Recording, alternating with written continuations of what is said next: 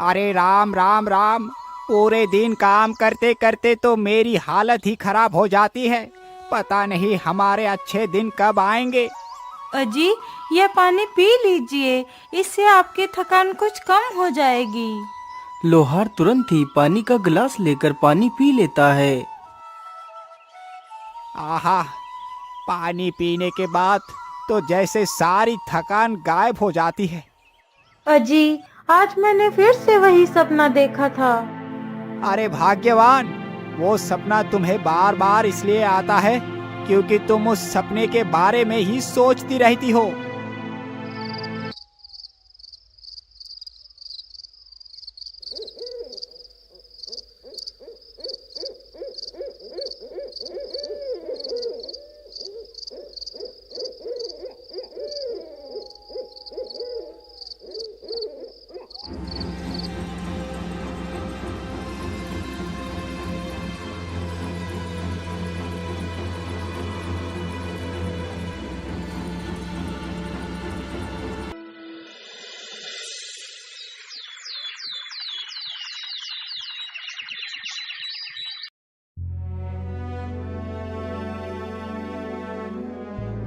अरे भाग्यवान, अब और कितना सोओगी?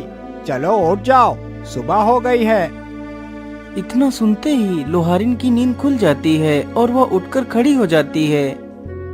अरे भाग्यवान, क्या बात है, आज तुम इतनी देर तक सोती रही? अजी, आप मेरी बात क्यों नहीं मानते? आज मैंने फिर से वही सपना देखा।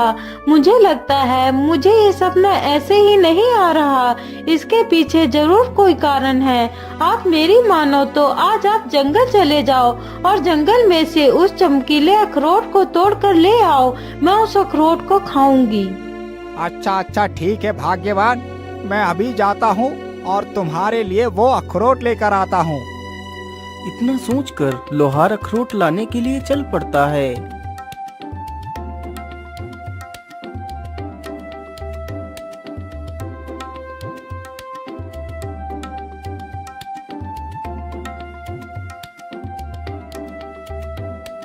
लोहार चलते चलते जंगल में काफी दूर निकल जाता है और उसी जंगल में पहुंच जाता है जहां पर वह अखरोट का पेड़ था।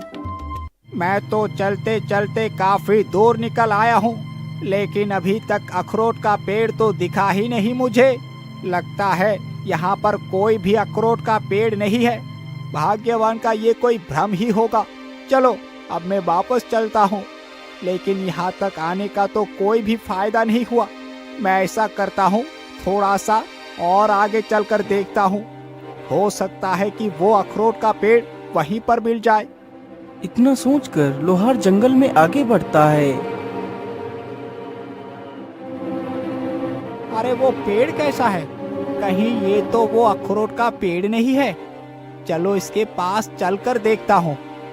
लोहार जैसे ही उस वृक्ष के पास पहुंचता है तो देखता है उस पेड़ पर सचमुच एक सुनहरा अखरोट लटक रहा था। अरे वाह वाह, इसका मतलब भाग्यवान का सपना एकदम ठीक था। यहाँ पर तो सचमुच एक अखरोट का पेड़ है और इस पर तो सुनहरा अखरोट भी लगा है। चलो जल्दी से मैं इसे तोड़ लेता हूँ। इतना सोचकर लोहार तुरंत उस अखरोट को तोड़ लेता है। अरे दुष्ट युवक, तुमने मेरा सुनहरा अखरोट क्यों तोड़ा? अरे गिलहरी बहन, मुझे माफ करना, मुझे नहीं पता था कि ये अखरोट का पेड़ आपका है, नहीं तो मैं इसमें से अखरोट कभी नहीं तोड़ता। लेकिन तुमने ये अखरोट तोड़ा क्यों है? गिलहरी बहन, मेरी पत्नी प्रत्येक दिन अपने सपने में इस अखरोट के पेड़ को देखती है जिसमें ये सुनहरा अखरोट लगा हुआ होता है।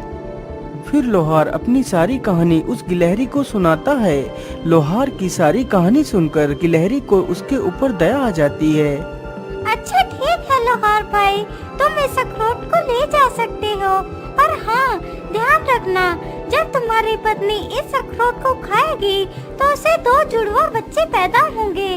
जब वह बच्चे 20 साल के हो जाएंगे तो उन्हें यहीं पर लेकर आना। मैं उन दोनों का भविष्य तय करूंगी।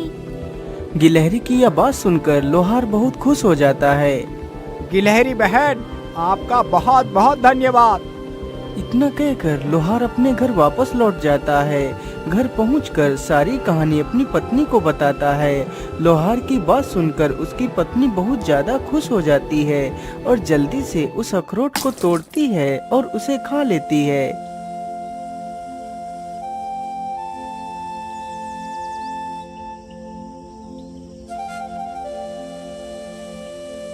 लोहार को इसी प्रकार काफी दिन गुजर जाते हैं। 10 महीनों के बाद लोहार की पत्नी ने गिलहरी के कहे अनुसार ही 2 पुत्रों को जन्म दिया। पुत्र की प्राप्ति के बाद लोहार और लोहारिन बहुत खुश हो जाते हैं।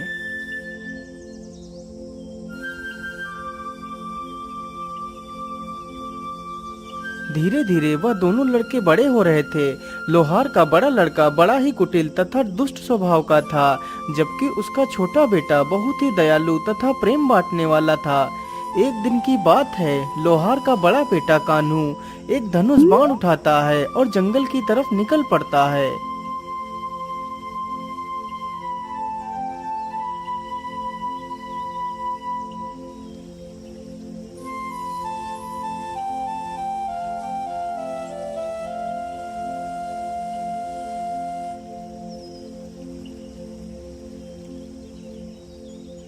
वह चलते चलते जंगल में काफी दूर तक निकल जाता है।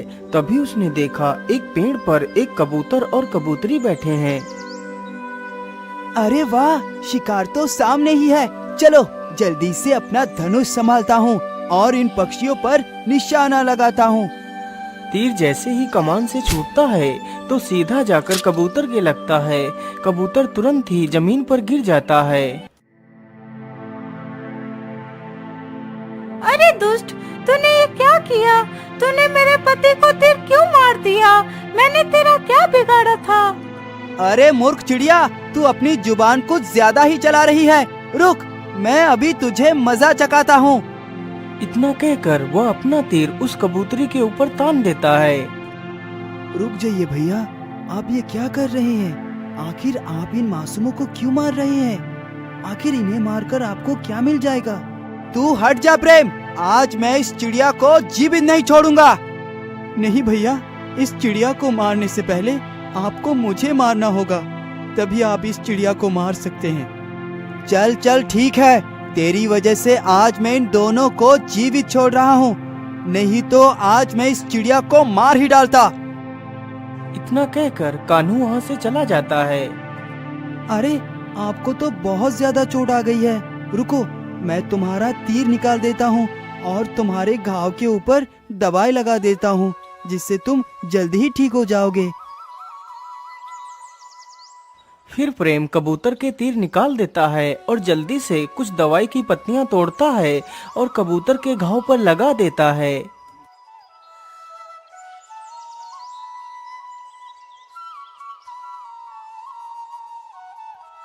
अरे बेटा, तुम तो कितने दयालु हो, लेकिन तुम्हारा भाई तुमसे एकदम विपरीत है। यदि आज आप नहीं आते तो वह दुष्ट हम दोनों की जान ले लेता। हमारी जान बचाने के लिए आपका बहुत बहुत धन्यवाद। फिर वह दोनों कबूतर और कबूतरी वहां से उड़ जाते हैं।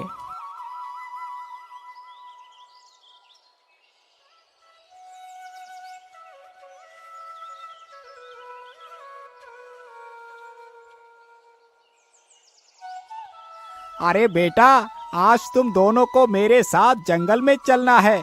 आज तुम दोनों का भविष्य तय होना है। ठीक है पिताजी, हम दोनों जरूर चलेंगे। इतना कहकर वे तीनों जंगल के लिए निकल पड़ते हैं। वे तीनों चलते चलते जल्दी ही उस अखरोट के पेड़ के पास पहुंच जाते हैं। गिलहरी बहन, आपने जैसा कहा था मैंने वैसा ही किया है। मैं अपने दोनों पुत्र को लेकर आपके पास आ गया हूँ। अब आप ही बताइए इन्हें क्या करना है। फिर वह गिलहरी अपने पास से ही 2 अखरोट निकालती है, जिसमें से एक अखरोट बहुत ही चमकीला तथा दूसरा साधारण ही था। बेटा, अब तुम दोनों इसमें से एक एक अखरोट उठा लो। इन्हीं अखरोटों से तुम दोनों का भविष्य तय होगा। अरे वाह, ये चमकीला अखरोट तो कितना आकर्षक है। जरूर ये अखरोट मेरी किस्मत बदल देगा। मैं ऐसा करता हूँ, इस चमकीले अखरोट को ही उठा लेता हूँ। इतना सोचकर कान्हू पहले ही उस चमकीले अखरोट को उठा लेता है और उसका छोटा भाई उस साधारण अखरोट को ही उठा पाता है। अब तुम दोनों बारी बारी से अपने अखरोट को जमीन पर फेंको। गिलहरी की यह बात सुनते ही कान्हू अपना अखरोट जमीन पर फेंकता है। अखरोट जमीन पर गिरते ही अखरोट के 2 टुकड़े हो जाते हैं। उस अखरोट में से एक सफेद रंग का शाही घोड़ा निकलता है जिसकी पीठ पर एक तलवार बंधी हुई थी। अरे वाह, ये तो कितना शाही घोड़ा है और इसकी पीठ पर तो एक धारदार तलवार भी है। इस तलवार से तो मैं पूरी दुनिया को जीत सकता हूँ। इतना सोचकर कान्हू उस घोड़े पर सवार हो जाता है। पिताजी, आप दोनों घर वापस आ जाना, मैं चलता हूँ। फिर कान्हू अपना घोड़ा लेकर वहाँ से चला जाता है। उसके बाद प्रेम भी अपना अखरोट जमीन पर फेंकता है तो उसके अखरोट से एक चमकीला पत्थर निकलता है। बेटा, तुम इस पत्थर को अपने पास ही रखना। इस पत्थर से तुम किसी भी मृत जीव को जीवित कर सकते हो। इसके बाद वे दोनों वापस अपने घर के लिए चले जाते हैं। लेकिन पिताजी, भैया अभी तक घर वापस क्यों नहीं आए? वो तो हम दोनों से पहले निकले थे। हाँ बेटा, मुझे लगता है कि कान्हू कहीं घूमने के लिए चला गया होगा। तुम चिंता ना करो, वो जल्दी ही आ जाएगा। पिताजी, अब तो रात हो गई है, अब तक तो भैया को आ जाना चाहिए था। इसी प्रकार बेचारे तीनों कान्हू की राह देखते देखते सो जाते हैं।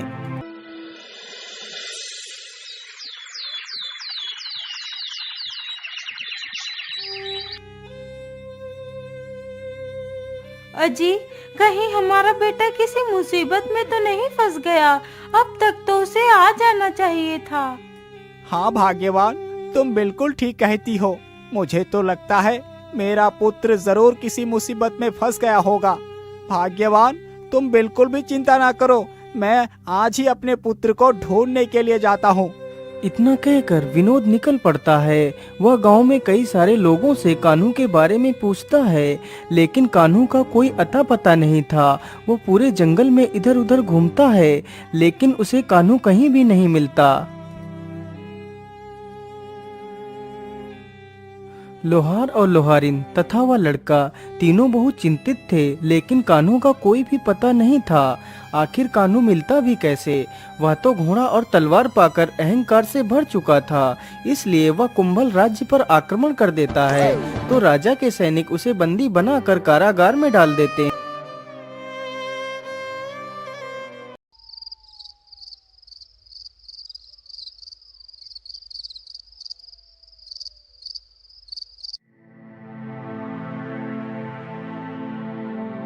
महाराज, हमारी पुत्री तो विवाह की योग्य हो चुकी है, इसलिए हमें अपने पुत्री के लिए योग्य वर ढूंढना चाहिए।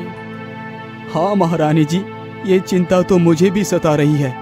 मैं ऐसा करता हूँ, कल सुबह ही मैं अपनी पुत्री के लिए वर ढूंढने के लिए जाऊंगा।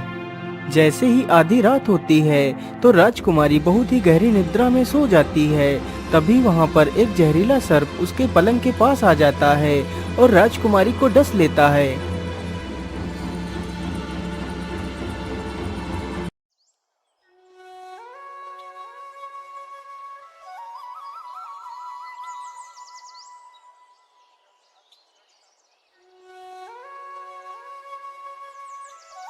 अरे पुत्री, उठ जाओ, सुबह हो गई है, तुम इतनी देर से सो रही हो। महारानी के बार बार बोलने पर भी जब राजकुमारी नहीं उठी तो महारानी ने राजकुमारी की चादर खींच ली तो देखा कि किसी सर्प ने राजकुमारी के हाथ पर काट लिया है। हाय राम राम राम, ये क्या हो गया मेरी पुत्री को? महाराज जल्दी आइए, हमारी पुत्री को किसी जहरीले सर्प ने काट लिया है। इतना सुनते ही राजा वहाँ पर आ जाता है। अरे पुत्री, ये तुम्हें क्या हो गया? मैं तुम्हारे लिए पता नहीं कितने बड़े बड़े सपने देख रहा था और तुम हमें छोड़कर चली गई। महाराज, ये समय आंसू बहाने का नहीं है, हमें किसी झाड़ फूक करने वाले साधु को बुलाना चाहिए। सैनिकों, जाओ और पूरे राज्य में ये घोषणा कर दो, जिसने भी मेरे राजकुमारी को ठीक कर दिया मैं उसे अपना आधा राज्य दे दूंगा। और राजकुमारी का विवाह भी उसी के साथ कर दूंगा। राजा का आदेश होते ही सारे सैनिक पूरे राज्य में घूम घूम कर घोषणा करने लगते हैं। सुनो सुनो सुनो, राजा की पुत्री को एक जहरीले सर्प ने काट लिया है, जिसकी वजह से राजकुमारी की मृत्यु हो गई है। यदि कोई इंसान राजा की पुत्री को ठीक कर देगा तो राजा उसे अपना आधा राज्य दे देगा तथा राजकुमारी का विवाह भी उसी युवक के साथ कर देगा। सुनो सुनो सुनो, राजा की पुत्री को एक जहरीले सर्प ने काट लिया है, जिसकी वजह से राजकुमारी की मृत्यु हो गई है। यदि कोई इंसान राजा की पुत्री को ठीक कर देगा तो राजा उसे अपना आधा राज्य दे देगा तथा राजकुमारी का विवाह भी उसी युवक के साथ कर देगा। लोहार के बेटे ने जैसे ही यह बात सुनी तो वह मन ही मन बहुत ही खुश होता है और सारी बात अपने पिता को जाकर बता देता है। अच्छा ठीक है पिताजी, अब मैं चलता हूँ। इतना कहकर प्रेम वहाँ से निकल पड़ता है और जल्दी ही राजमहल में पहुँच जाता है। महाराज, यदि आपकी आज्ञा हो तो मैं राजकुमारी को जीवित कर सकता हूँ।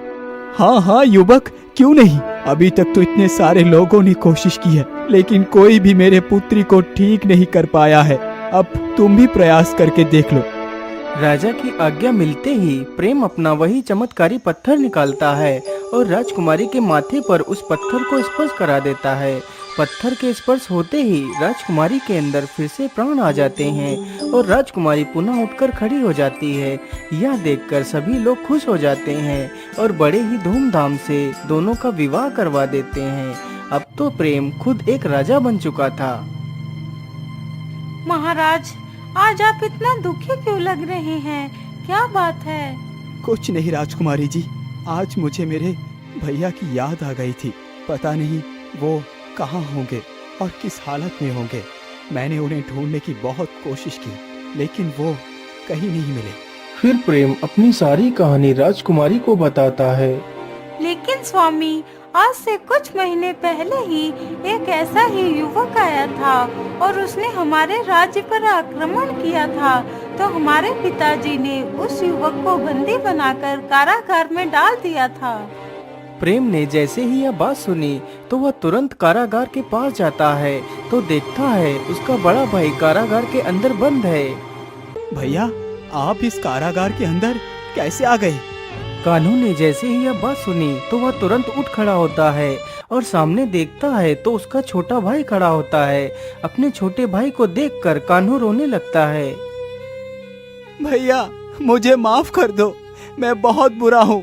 मैं हमेशा तुम्हें छोटी छोटी बातों पर धिक्कारता रहता था। अहंकार में मैं अंधा हो चुका था। इस अहंकार की मत में चूर होकर मैं इस कारागार में आ गया। मुझे माफ कर दो मेरे भाई, मुझे माफ कर दो। नहीं भैया, आप माफी मत मांगिए। यदि आपको अपनी गलती का पश्चाताप हो चुका है तो आप पूरी तरह शुद्ध हो चुके हैं। सैनिकों, इस कारागार का दरवाजा खोल दिया जाए। इतना कहते ही सैनिक तुरंत कारागार का दरवाजा खोल देते हैं और कान्हू को बाहर निकाल लेते हैं। फिर वह सारे लोग हंसी खुशी अपना जीवन व्यतीत करने लगते हैं।